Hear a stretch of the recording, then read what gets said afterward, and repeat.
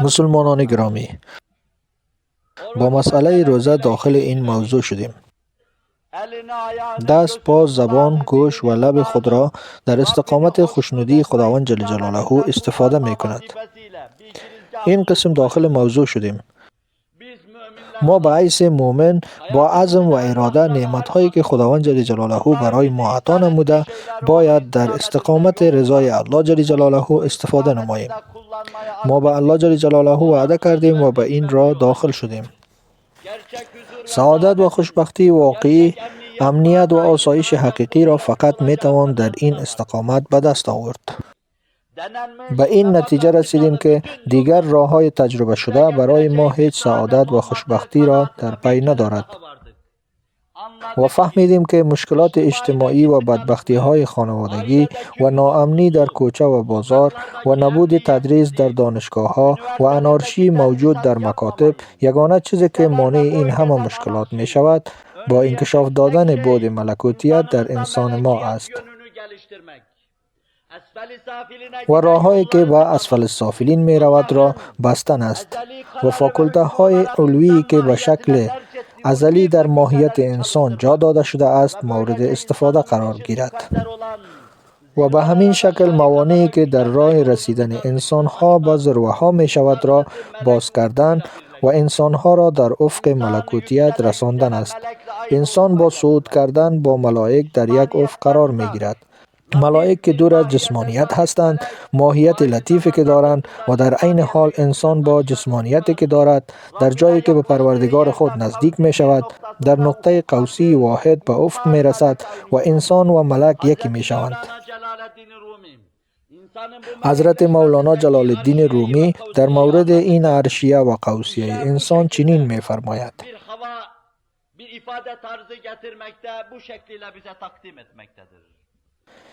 امروز یگانه هدیه و تحفه‌ای که برای انسانیت می دهم و برای او یک سرمایه به حساب می آید همان انسانیت کامل است و نجات دادن او از بدبختی می باشد.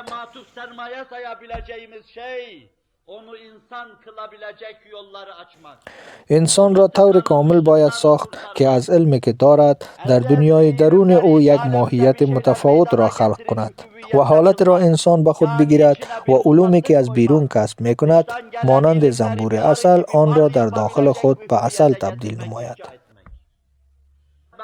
موضوع مورد بحث من این است: هر چیزی که از طرف هر کس برای شما می آید تا زمانی که به اصل چیزی که شما ضرورت دارید نرسید از گدایی نجات پیدا نمی کنید.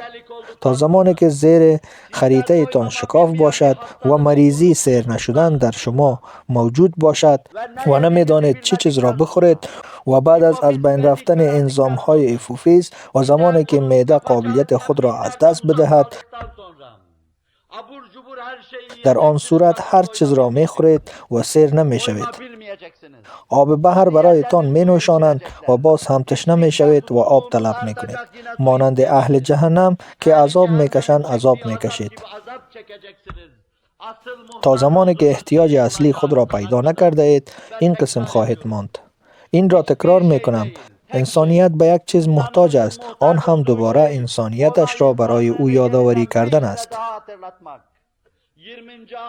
با آخر قرن 20 رسیدیم و بعد از 21 سال به قرن 21 داخل می شویم. در حال بلند رفتن به ذروه قرن هستیم. از این ذروه به انسانیت این قسم باید فریاد زد: به انسانیت الله جل جلاله عقل، ادراک، قیاست و درایت بدهد. 3 قرن است که این را طلب کردیم اما چیزی که حاصل ما شد مارها و عقرب‌ها بود. هر کدام اینها که بالای ما می آیند در تعقیب آن یک اندیشه جدید و یک آلترناتیو جدید موجود است. حتی در استقامت های معلوم در هر شکستگی جدید شکستگی تازه به وجود می آید. در چپ و راست شکستگی های تازه را به وجود آورد، همه چیز را پارچه پارچه کرد. ما جوهر روی خود را در خمیر معنایی که الله جل جلاله برای ما عطا نموده پخته کرده و به ماهیت اصلی خود باید برسیم. با خمیر ماهیت خود کمر خود را راست کنیم و به عرش کمالات انسانیت برسیم و با راز امکان عرض دیدار را به دست می آوریم. چیزهایی که برای شما بیان کردم تماما روزه برای ما الهام می کند.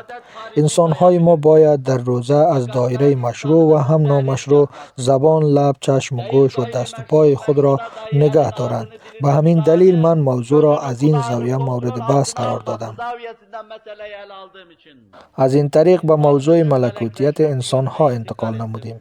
به همین خاطر مهمترین مسئله بخش ملکوتیت ساختن انسان توسط روزه است. الله جل جلاله انسان‌های ما را به ملکوتیت برساند. در او حسیات ملکوتیت را انکشاف بدهد. در این 3 قرن ذلتی که متحمل شده را به پایان برساند و او را سرفراز گرداند.